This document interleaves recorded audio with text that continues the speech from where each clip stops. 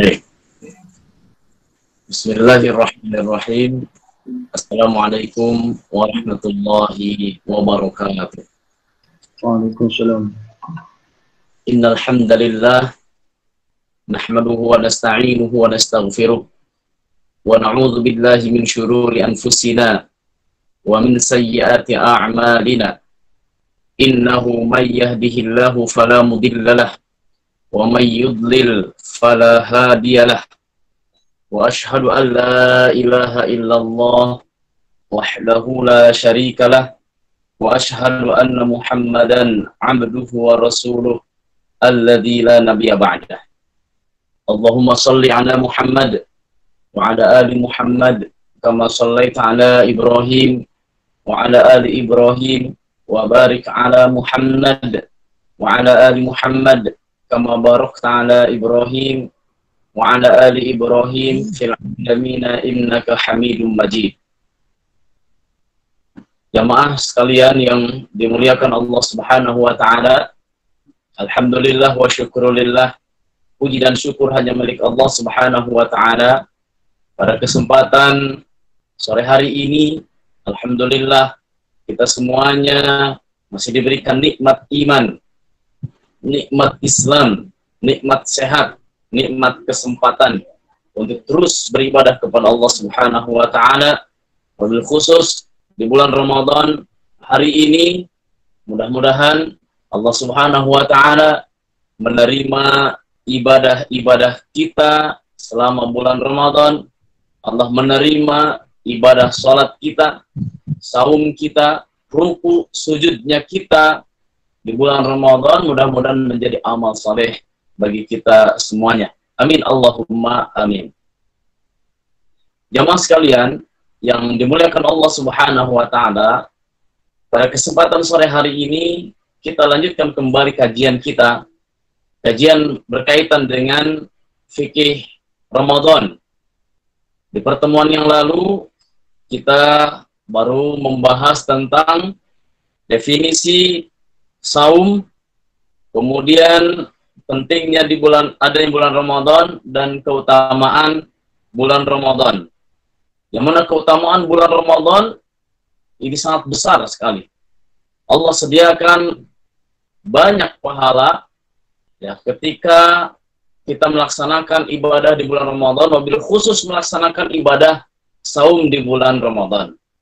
Sebelum kita masuk ke materi-materi berikutnya berkaitan dengan fikih Ramadan, saya ingin mengulas sedikit berkaitan dengan ayat Al-Quran yang ada di surat Al-Baqarah ayat 183.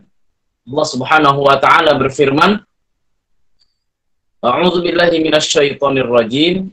Ya ayyuhalladzina amanu kutiba 'alaikumus syiyam kama kutiba 'alal ladzina min qablikum la'allakum tattaqun.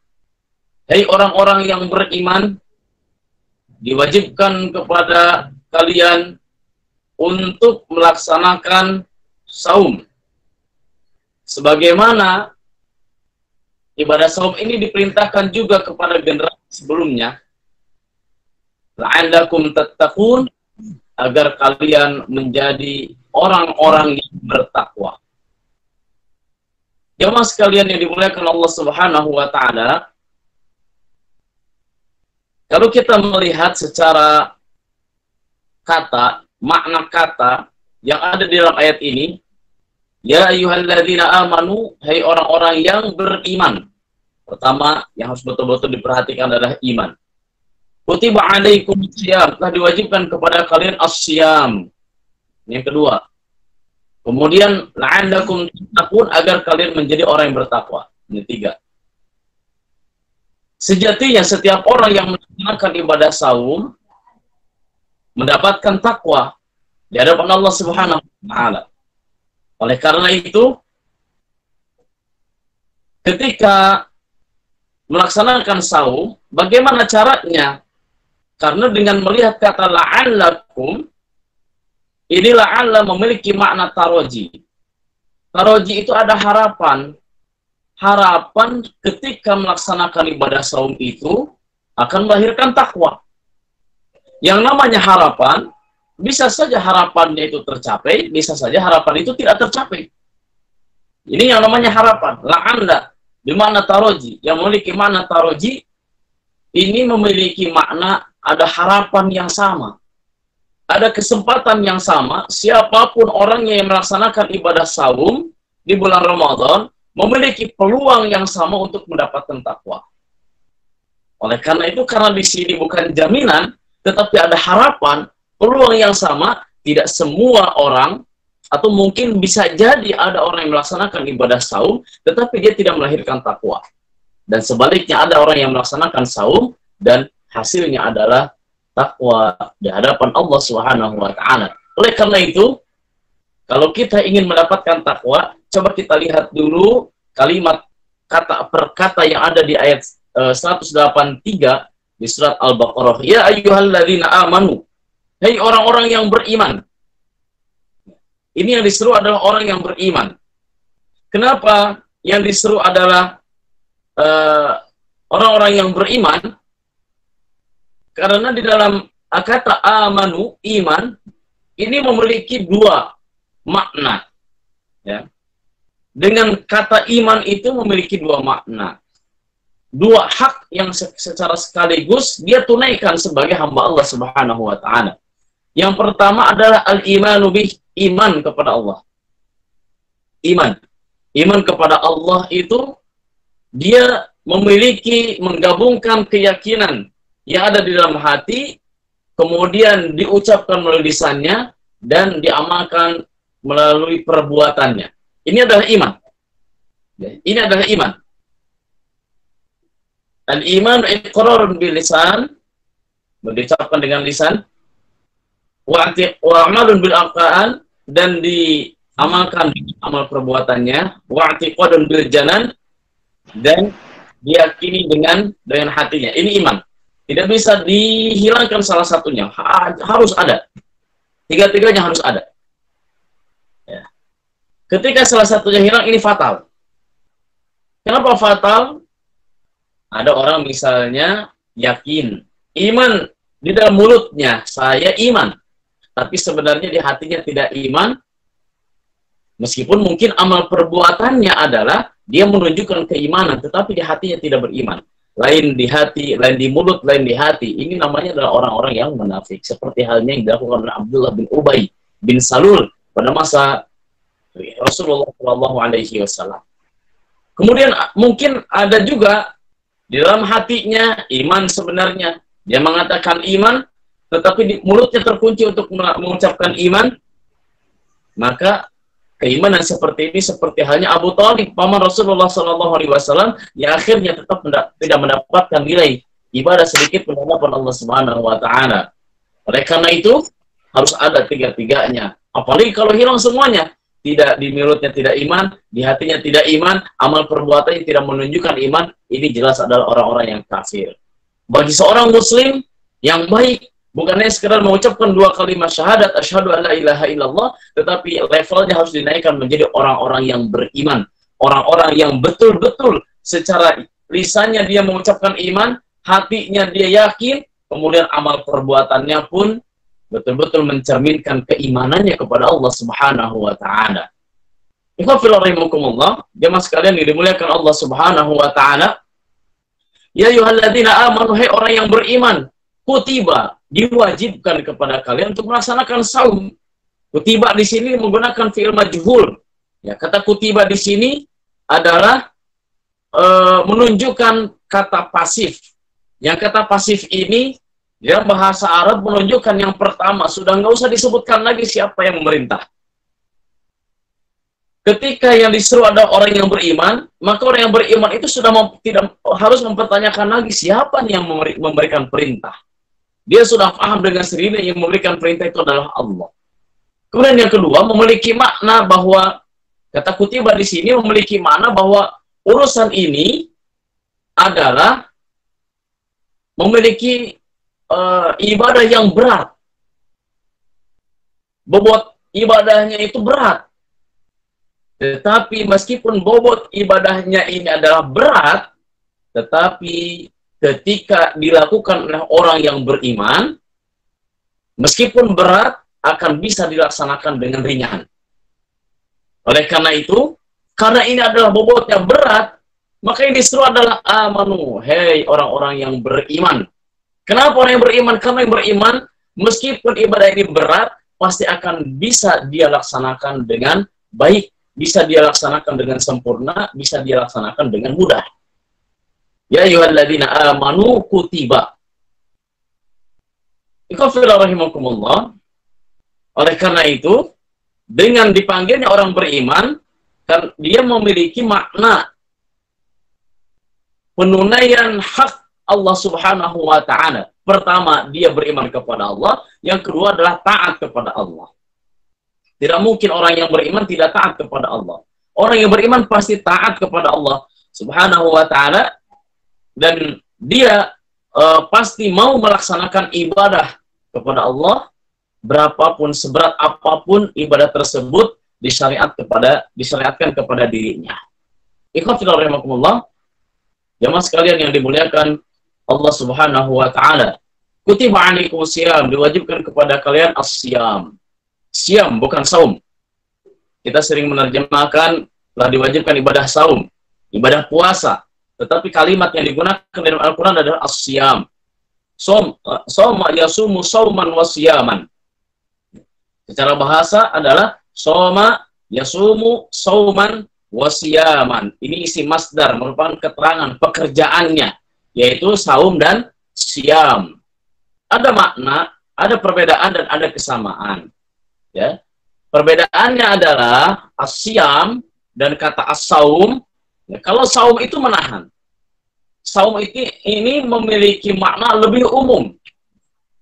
Ya. Sama-sama al-imsak, menahan. Umum sifatnya.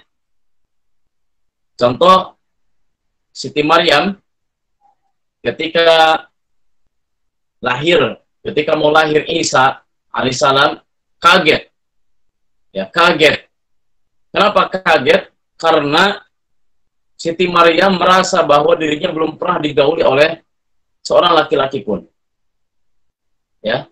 Kemudian apa namanya yang dilakukan? Yang dilakukan adalah saum untuk menegaskan bahwa ini adalah anak bukan hasil zina. Kemudian dia adalah wanita suci, maka dia bersaum. Saumnya apa? Dia saumnya menahan diri untuk tidak berbicara. Yang berbicara adalah Nabi Isa alaihissalam yang baru lahir. Dia diberikan mukjizat oleh Allah untuk menjawab semua tuduhan orang-orang Yahudi pada waktu itu. Ikhwafirullah, ini adalah saum yang menahan secara umum, al-imsak, menahan diri. Saya bernadar disertai dengan nadar untuk menahan tidak makan, ini saum. Saya bernadar untuk tidak minum, ini juga saum. Saya tidak akan berbicara, ini juga saum. Jadi saum memiliki makna yang umum. Tetapi kalau menggunakan kata siam, ini lebih khusus. Ya. Siam ini lebih khusus. Siam ini ada kriterianya, ada prosedurnya yang harus betul-betul diperhatikan. Dari mulai rukun, kemudian syarat, kemudian hal-hal yang dimakruhkan, kemudian hal-hal yang membatalkan. Ini betul-betul diperintahkan dan semuanya mencakup kata as-siyam. Jadi, dengan menggunakan kata as-siyam, maka pelaksanaan ibadah saum, khusus konteks yang kita bicarakan adalah ibadah saum di bulan Ramadan, karena ayat ini berkaitan dengan ibadah di bulan Ramadan. Kalimatnya, ya ayyuhalladzina amanu kutiba alaikumus siyam, hai orang yang beriman, diwajibkan kepada kalian untuk melaksanakan ibadah saum, tetapi menggunakan kata as-siyam, melaksanakan ibadah as-siyam. Ya, ikhwafillah rahimakumullah.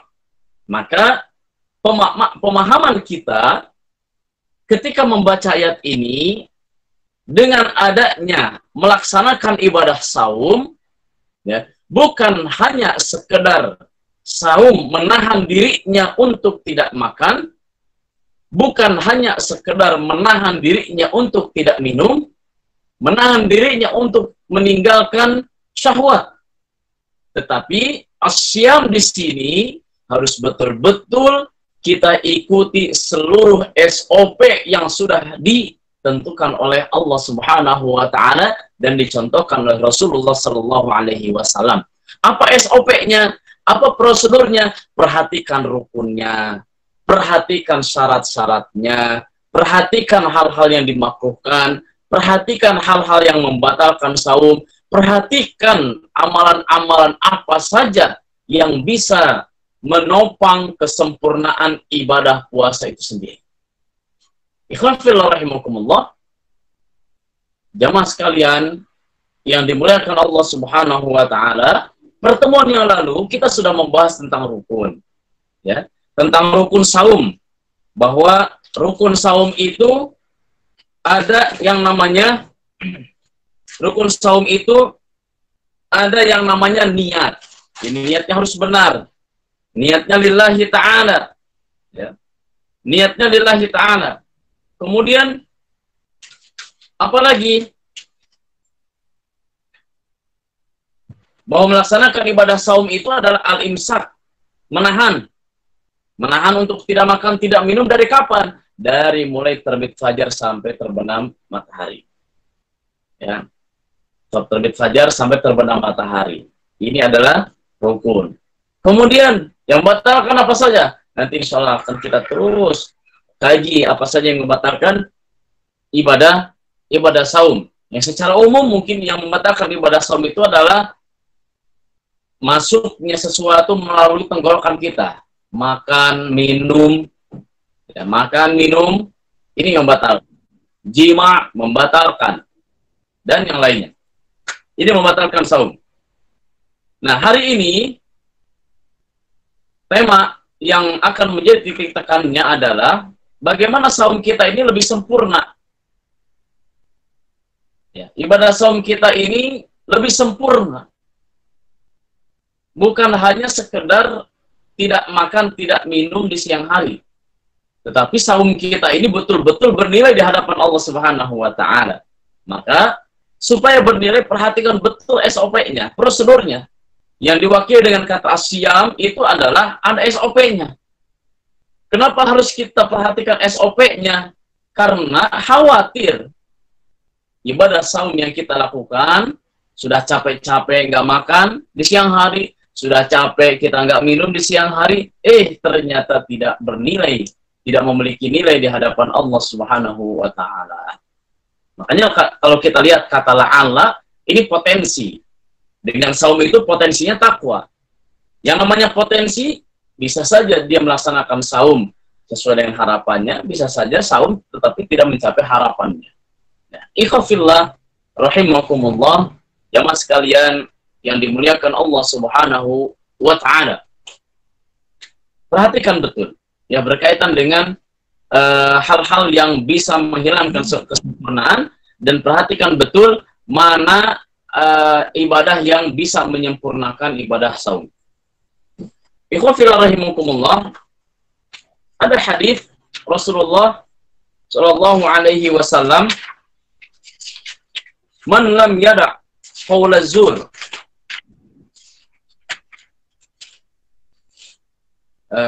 yada'u ta'am.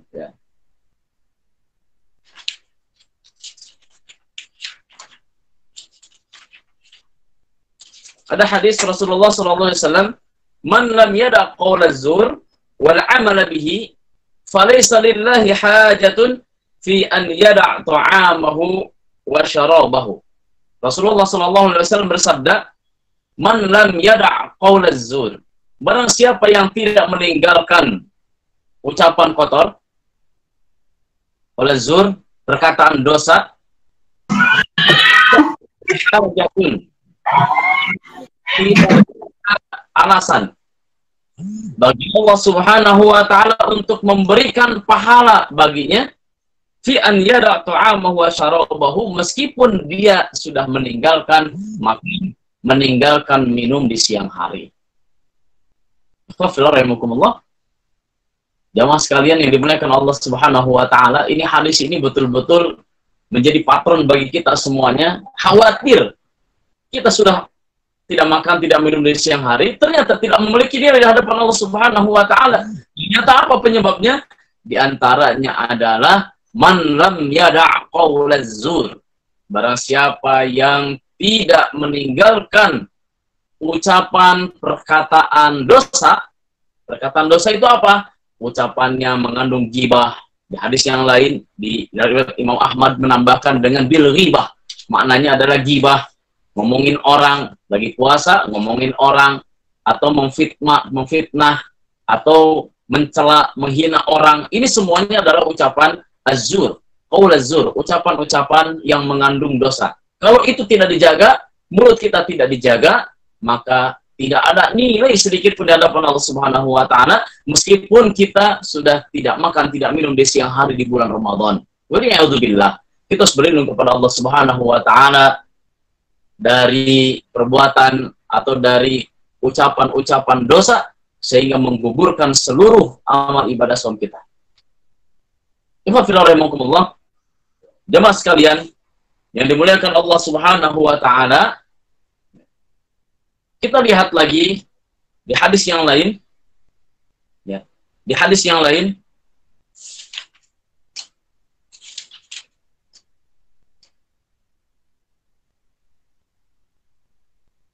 ikhwafillah rahimakumullah, as-siyamu junnatun.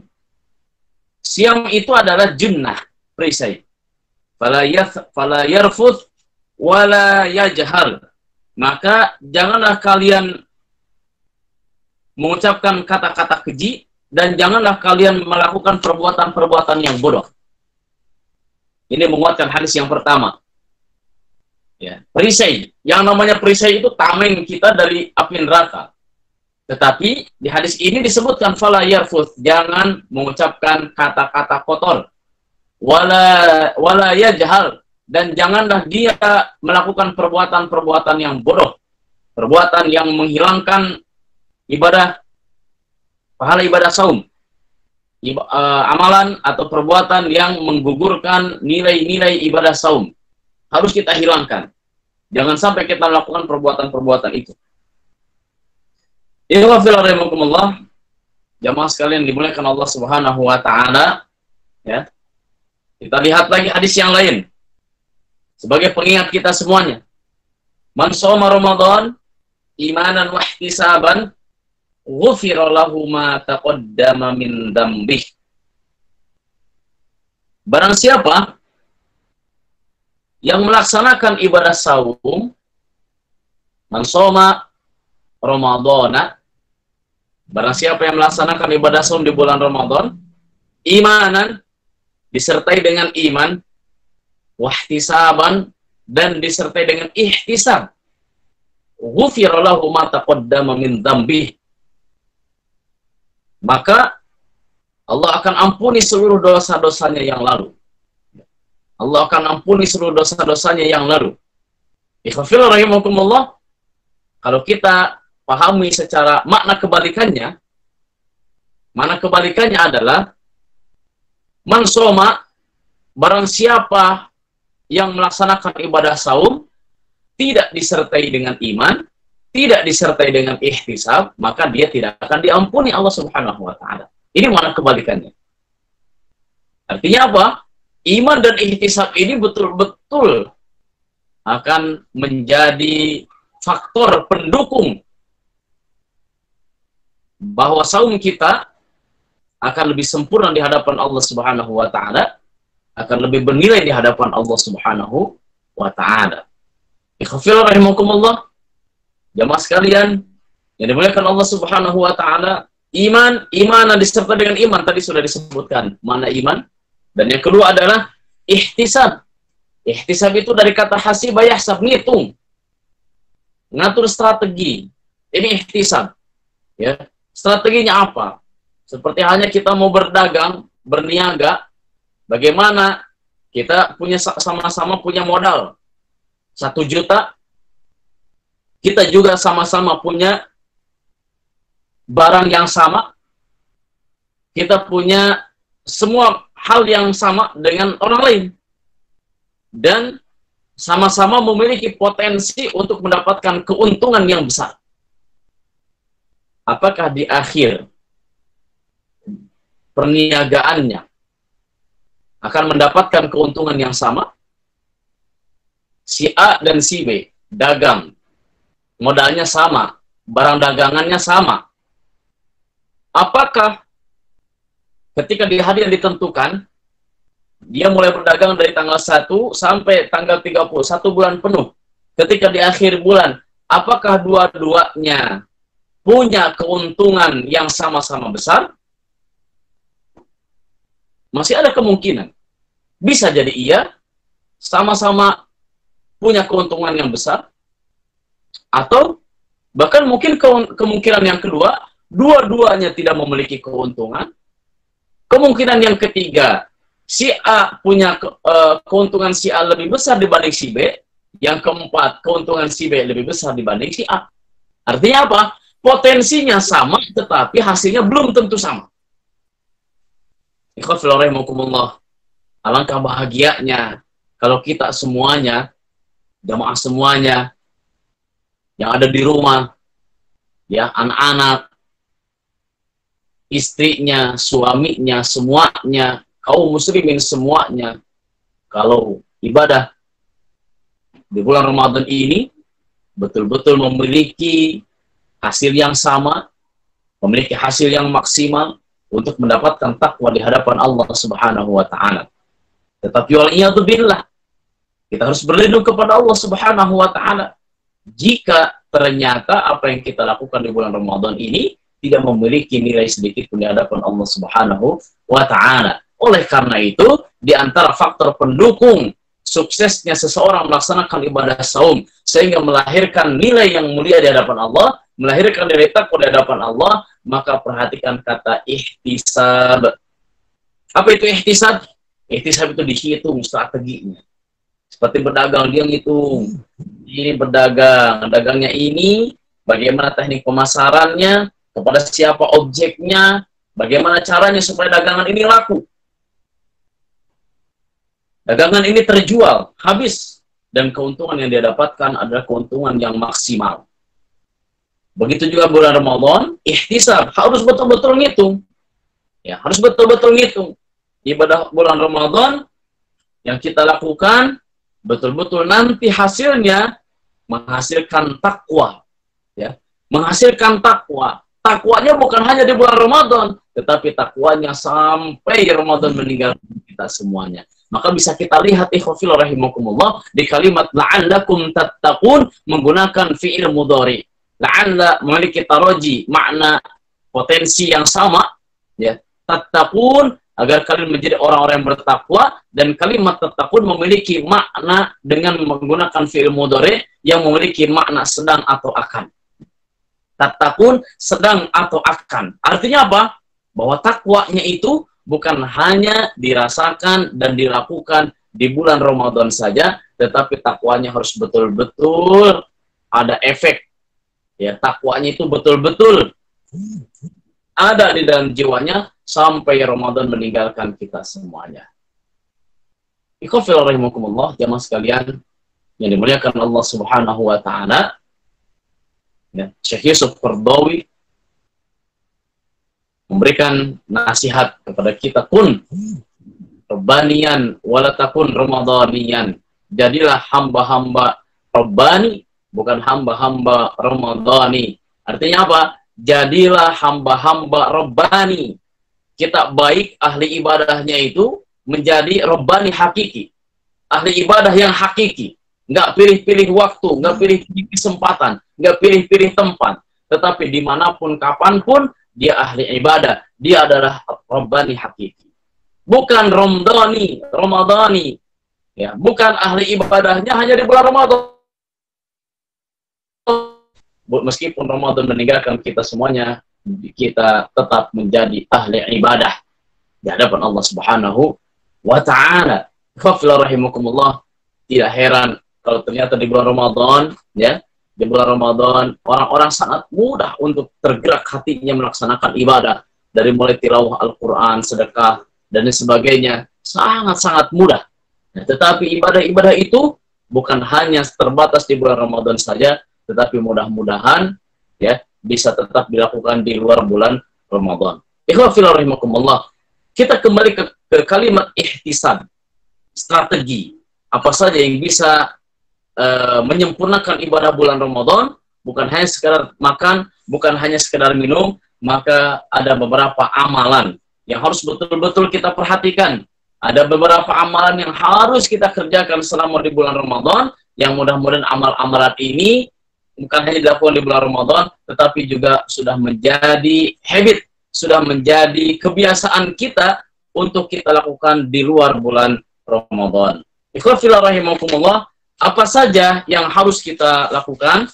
Ya, pertama, yang bisa menyempurnakan ibadah kita di bulan Ramadan adalah as-sadaqah, bersedekah, infak, bersedekah. Sedekah mengeluarkan sebagian harta kita secara sukarela, tidak dibatasi ketentuan berapa-berapanya, tetapi keluarkan. Ini adalah sedekah di hadapan Allah Subhanahu wa Ta'ala, karena ternyata afdhalus shadaqati fi Ramadan. Sedekah yang paling utama itu dikerjakan pada bulan Ramadan. Meskipun hadis ini bukan berarti kita tidak boleh infak di luar bulan Ramadan. Di luar bulan Ramadan tetap keluarkan infaknya, terlebih di bulan Ramadan. Mumpung bulan Ramadan ini adalah waktu yang spesial bagi kita semuanya. Ketika kita berinfak, ini adalah menjadi infak yang utama di hadapan Allah Subhanahu wa Ta'ala. Afdhalus shadaqah, infak, sedekah yang paling afdal min Ramadan, dikeluarkan di bulan Ramadan.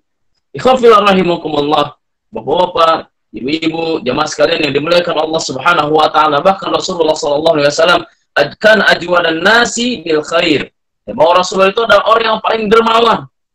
Ya, paling dermawan, makana ajwad ma yakunu fi Ramadan, bahkan lebih dermawan lagi ketika bulan Ramadan itu tiba. Di luar bulan Ramadan Rasulullah terkenal dengan kedermawanannya, tetapi ketika di bulan Ramadan ternyata kedermawanannya itu lebih dibanding dengan bulan-bulan yang lainnya. Ikhwafillah rahimakumullah, apalagi kondisi pandemi ya sekarang ini yang masih mewabah. Jadi tanah air kita, wabil khusus mungkin di Kabupaten Bekasi dan di wilayah Setu, Cikarang Barat dan sekitarnya, ya di Cikarang Barat khusus, dan atau mungkin beberapa wilayah kecamatan yang termasuk zona merah di Kabupaten Bekasi, bahkan di Jawa Barat, di Indonesia dan seluruh dunia yang masih menjadi pandemi, ya ini menjadi kesempatan bagi kita semuanya untuk bersedekah. Pertama, sedekah secara waktu, kita mendapatkan keutamaan waktu di bulan Ramadan. Kemudian yang kedua adalah mungkin saja ada tetangga kanan kiri depan belakang kita semuanya yang sangat membutuhkan karena terdampak dengan pandemi COVID-19 ini. Oleh karena itu ini sangat membantu bagi mereka, ya. Oleh karena itu lihat kanan kiri kita, lihat depan belakang kita, jangan sampai di bulan Ramadan ini ya, kita masih bisa menikmati makanan-makanan yang enak, kita masih bisa menikmati minuman-minuman yang segar, sementara tetangga saudara-saudara kita jangankan untuk minum yang segar, jangankan untuk makan yang enak-enak, untuk beli beras saja tidak ada, untuk memberi lauk pauk saja tidak ada. Jangan sampai seperti itu. Mudah-mudahan ini kesempatan bagi kita semuanya untuk saling membantu, ya, untuk saling membantu di antara sesama kita, wabil khusus di kondisi kita hari ini di masa-masa pandemi yang masih belum mereda di negara kita. Tetapi mudah-mudahan Allah segera angkat wabah corona, wabah COVID-19 ini dari bumi kita, dari tanah air kita, dari seluruh dunia, sehingga kita bisa melaksanakan ibadah-ibadah bulan Ramadan secara sempurna. Ikhwafillah rahimakumullah. Kemudian yang kedua adalah qiyamul lail. Ya, qiyamul lail. Sebagaimana sabda Rasulullah sallallahu alaihi wasallam, "Man qama Ramadan imanan wa ihtisaban ghufira lahu ma taqaddama min dzambi." Barang siapa yang melaksanakan qiyam di bulan Ramadan disertai dengan iman dan ihtisab. Nah, ihtisab lagi-lagi ada ihtisab nih. Ihtisab ini adalah apa? Strategi lagi. Bagaimana caranya qiyam Ramadan itu adalah sempurna. Qiyam Ramadan itu bukan hanya sekedar kita melaksanakan qiyam takbir Allahu Akbar, kemudian kita ruku, sujud, salam, kemudian jumlahnya ada yang 11, ada yang 23.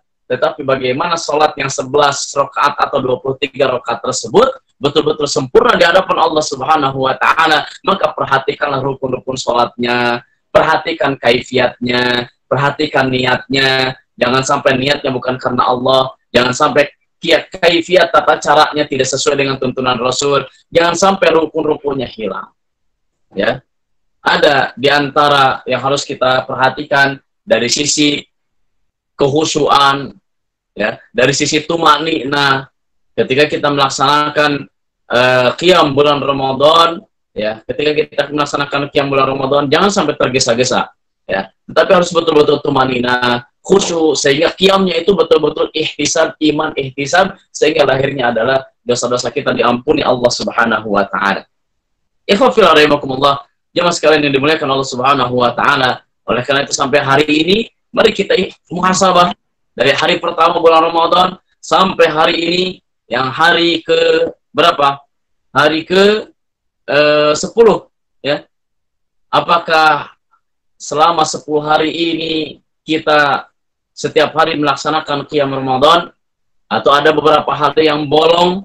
Ya, kalau misalnya ada beberapa yang bolong, yuk kita azam, kita niatkan, kita tekadkan, jangan sampai mulai malam ini sampai akhir Ramadan, jangan sampai tertinggal untuk melaksanakan qiyam Ramadan, karena qiyam Ramadan itu adalah di antara amal pendukung untuk menyempurnakan ibadah saum kita semakin bernilai di hadapan Allah Subhanahu wa Ta'ala.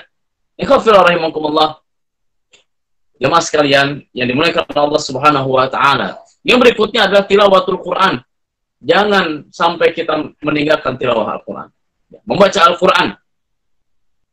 Membaca Al-Quran. Meskipun kita nggak paham maknanya. Meskipun kita nggak paham maksudnya apa, baca saja. Sembari kita nyicil, ya, sehalaman, 2 halaman, 1 lembar, 2 lembar, kita baca, kita sisihkan waktu untuk pahami terjemahnya, kita pahami maknanya, kita buka tafsirnya, ya, itu terus kita lakukan berkaitan dengan Al-Quran. Ya. Jangan sampai gara-gara kita misalnya kita tidak paham, merasa kosong hatinya, merasa kosong jiwanya, karena dengan alibi, dengan alasan saya nggak paham Al-Quran, kemudian dia tinggalkan untuk membaca Al-Quran. Tetapi justru sebaliknya, kalaupun dia tidak paham, ya, meskipun dia tidak paham kandungan Al-Quran, tetapi tetap baca saja. Iqra, wartilil Qur'ana tartila. Ya, sebagaimana perintah, wartilil Qur'ana tartila, baca Al-Quran. Ya, baca Al-Quran.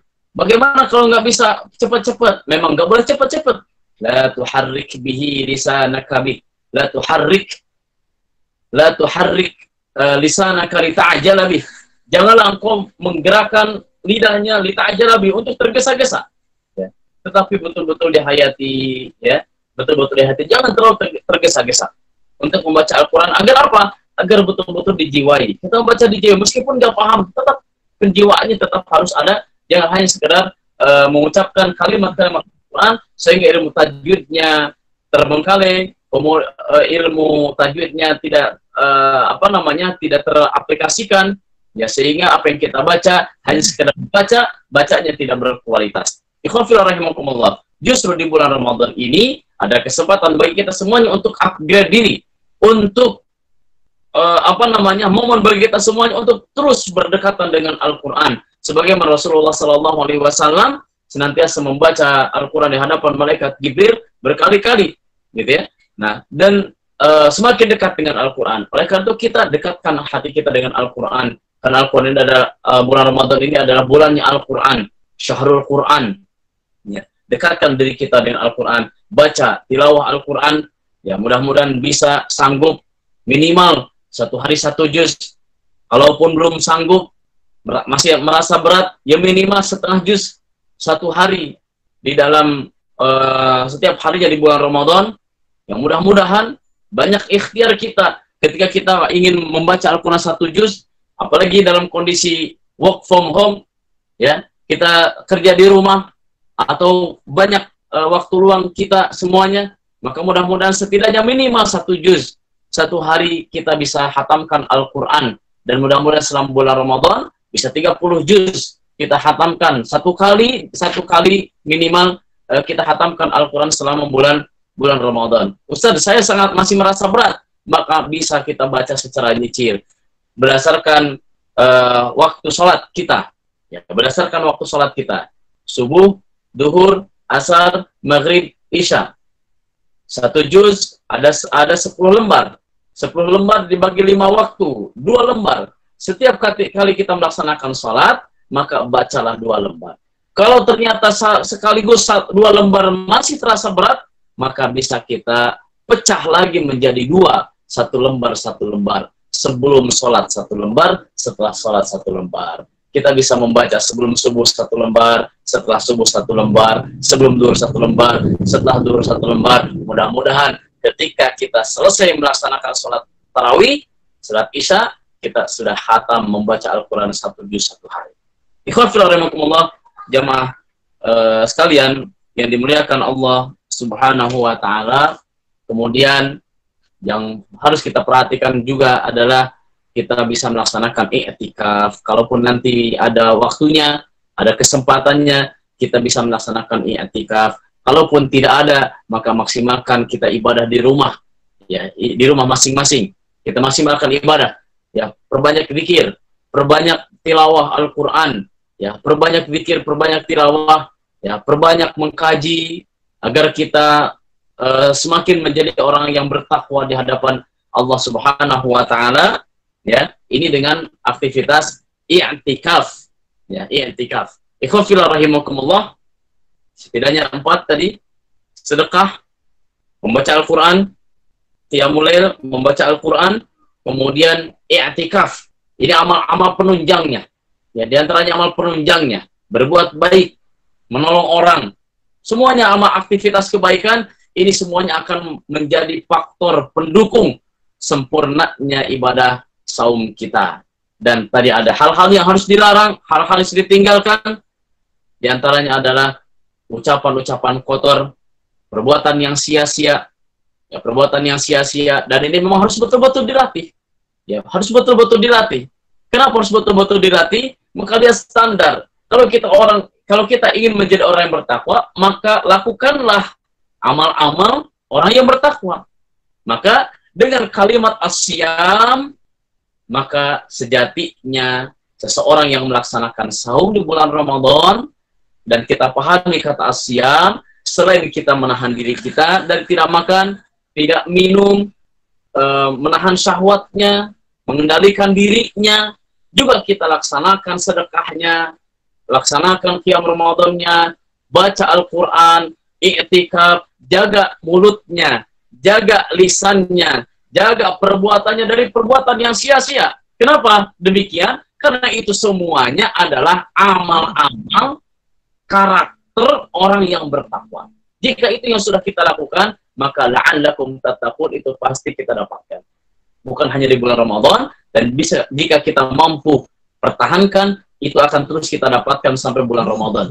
Rahimakumullah, kalimat takwa, ya, kalimat takwa mungkin kita sering mendengar al-imtithal biawamih wajtinabun nawahi. Para ulama menyederhanakan dengan melaksanakan perintah dan menjauhi larangan-larangan Allah Subhanahu wa Ta'ala. Ikhwafillah rahimakumullah, yang namanya melaksanakan perintah itu ada 2, bisa wajib, bisa sunnah. Laksanakan yang wajib dan laksanakan juga yang sunnah. Ada memang yang memberikan definisi, sunnah itu adalah jika dikerjakan berpahala, jika tidak dikerjakan tidak apa-apa. Padahal sunnah itu adalah jika dikerjakan berpahala, jika tidak dikerjakan dia rugi. Kenapa rugi? Karena ibadah wajibnya itu tidak sempurna. Maka disempurnakan dengan melaksanakan ibadah sunnah. Sholat wajib kita tunjang, ya, dukung, sempurnakan dengan amal-amal sunnah, rawatibnya, qobliyahnya, ba'diyahnya, ya, sholat intidharnya, sholat tahiyatul masjid dan sebagainya adalah penunjang. Ya. Kemudian imtisalul ijtinabun nawahi, meninggalkan larangan Allah, ini juga 2, haram dan makruh. Tinggalkan yang haram dan tinggalkan yang makruh secara sekaligus. Dan yang terakhir, yang kelima, mubah. Yang mubah. Mubah itu boleh. Tidak ada perintah, tidak ada larangan. Boleh kita lakukan, mangga, tidak dilakukan juga silahkan. Tetapi bagi kita sebagai seorang yang bertakwa, bagi orang yang bertakwa, cara berpikirnya lain. Cara berpikirnya bukan hanya sekedar melihat, oh ini boleh. Ya. Bagi orang yang bertakwa, cara melihatnya bukan hanya sekedar dia melihat boleh. Oh boleh, berarti saya boleh melakukan. Tapi bagi orang yang bertakwa adalah dia melihat perkara yang boleh itu adalah dia melihat apakah yang boleh itu bermanfaat atau tidak. Yang bermanfaat dia lakukan, yang tidak bermanfaat dia tinggalkan. Ini adalah ciri orang yang bertakwa. Di dalam riwayat At-Tirmidzi. Ya, dan ini dikutip di dalam tafsir Ibnu Katsir ketika menjelaskan al-muttaqin, hudan lil muttaqin. Ya, Imam Ibnu Katsir mengutip sabda Rasulullah sallallahu alaihi wasallam, sanadnya mauquf kata Imam At-Tirmidzi, la yablughul 'abdu minal muttaqin. Seorang hamba dia tidak mungkin mencapai sampai derajat takwa. Kemudian selanjutnya Rasulullah bersabda, hatta yada ma la bihi ba'sun hatta ma la ba'sa bihi hadaran mimma bihi ba'sun. Seseorang tidak sampai pada derajat takwa sampai dia meninggalkan perbuatan yang tidak apa-apa.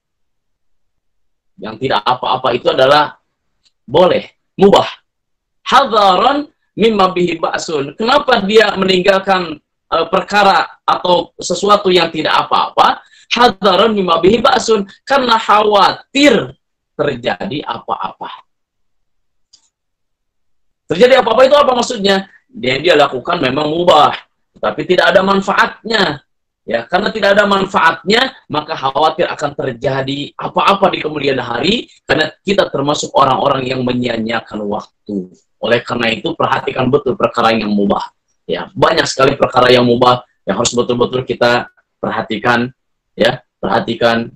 Oleh karena itu, ikhwafil rahimakumullah, perhatikan amal-amal pendukung ibadah saum kita. Mudah-mudahan amal-amal ibadah yang kita lakukan selama bulan Ramadan, ya bukan hanya sekedar menahan tidak makan, tidak minum, ya menahan nafsu, kemudian kita laksanakan juga sedekahnya, qiyam Ramadan dan aktivitas ibadah yang lainnya. Mudah-mudahan Allah Subhanahu wa taala terima sebagai amal soleh, amal kebaikan untuk kita semuanya.